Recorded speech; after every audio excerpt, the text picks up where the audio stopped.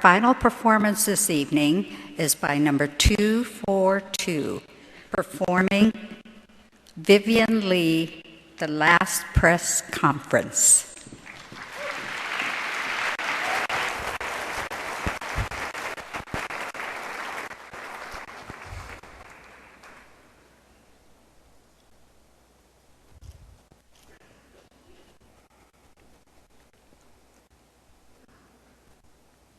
Hello? Anybody home? Is this what we're going to do it? Okay.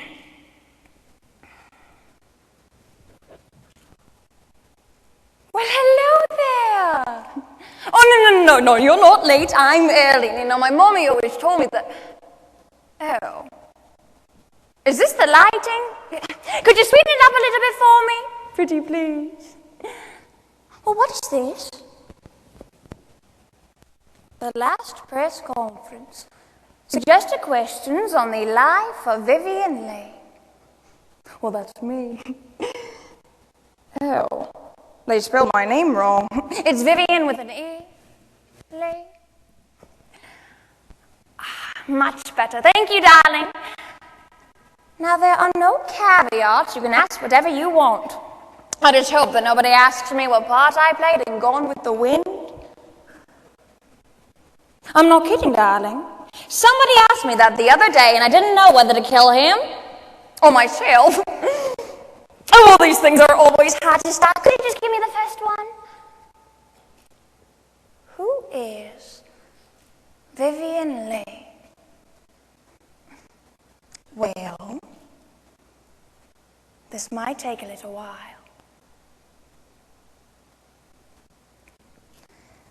Known for her iconic portrayal of Scarlett O'Hara in Gone with the Wind, Vivien Leigh was one of the greatest starlets of the 20th century.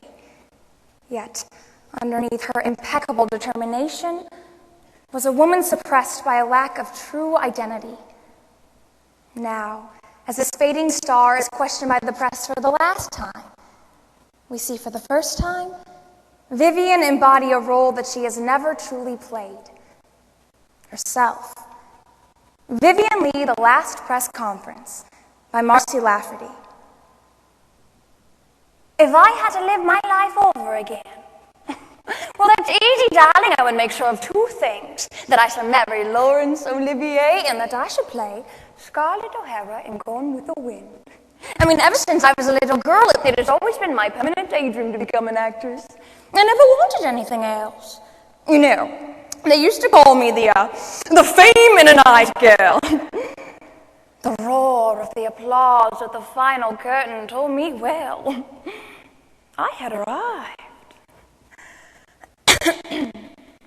You know, Larry boy here, he came to check out the unknown in a leading role.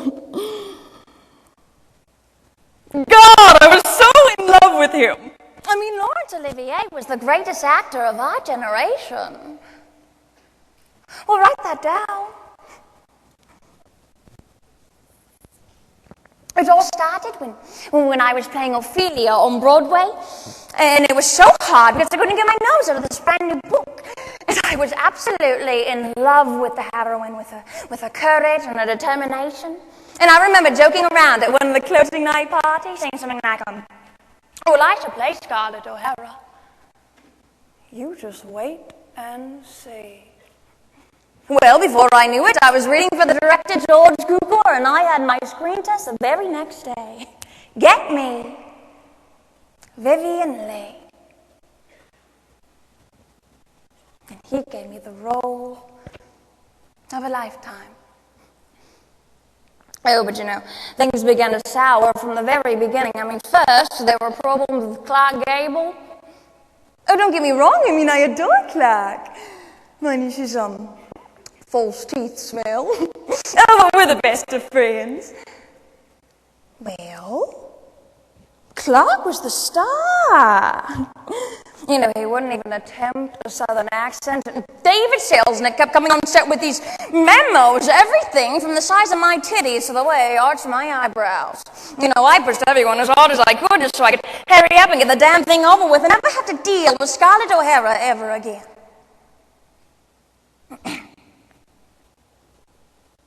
You see, the thing that I had wanted most in life had become my source of misery. The role that won me an Oscar. It was my dream. Oh, not the Oscar, I mean. It made a nice doorstop, but I don't believe that actors should compete for prizes. I hate Hollywood. Everything is so completely unreal and ridiculous, I mean.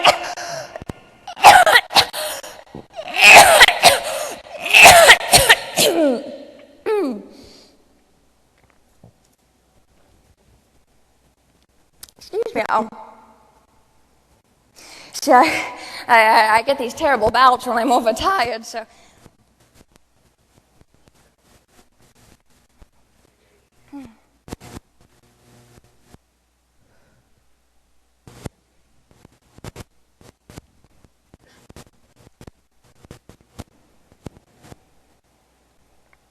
All right.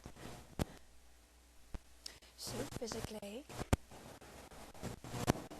I'm having a difficult time. Usually I can fool people into believing that I'm all right. I can act it. I'm sorry, darling. Where was I? Oh, yes. In 1948, I read A Streetcar Named Desire. Desire. What is desire?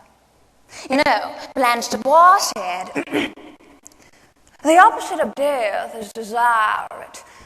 It is that which enslaves us.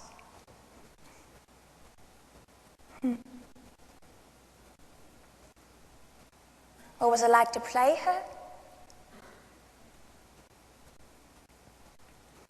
It was like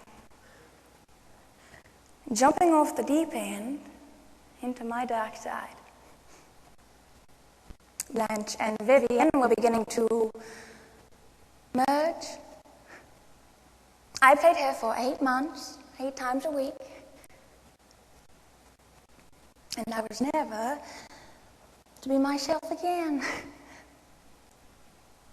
Larry, he begged me not to take the role. He said that he was concerned about my mental state. You see, on opening night, I was booed.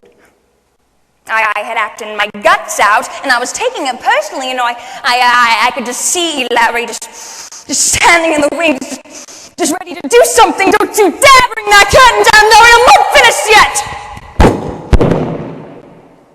What? What do you think? You think Tennessee Williams is a pornographer? Don't you dare bring that curtain down, Larry! Damn it!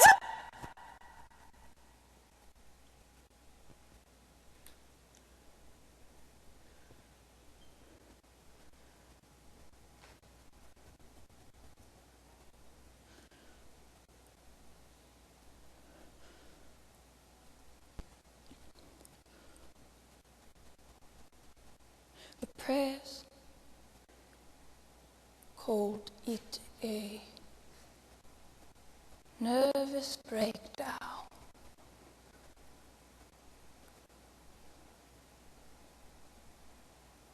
One can only have so many nervous breakdowns.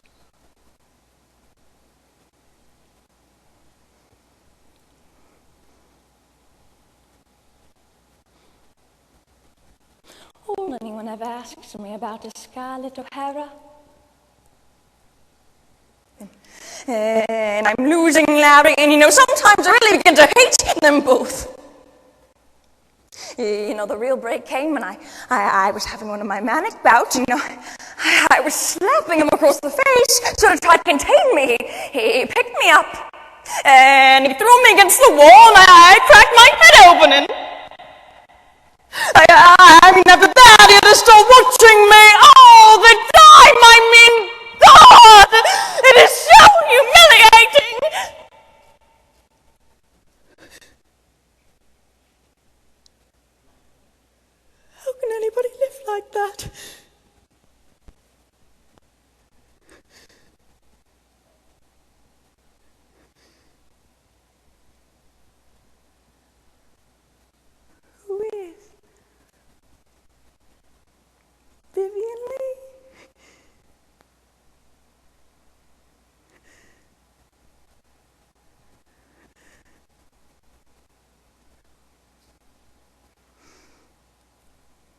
The minute I see the light at the end of the tunnel, it's the light of an oncoming train. It's the mania arriving. It happened so quickly.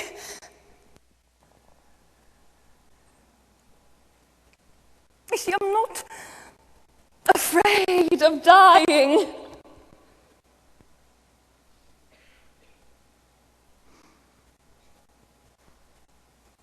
I'm afraid of going mad.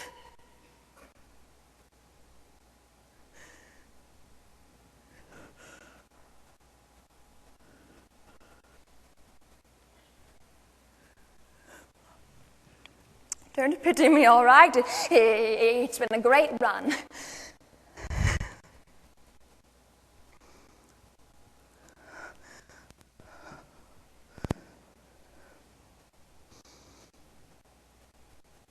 To Scarlet. Cheers.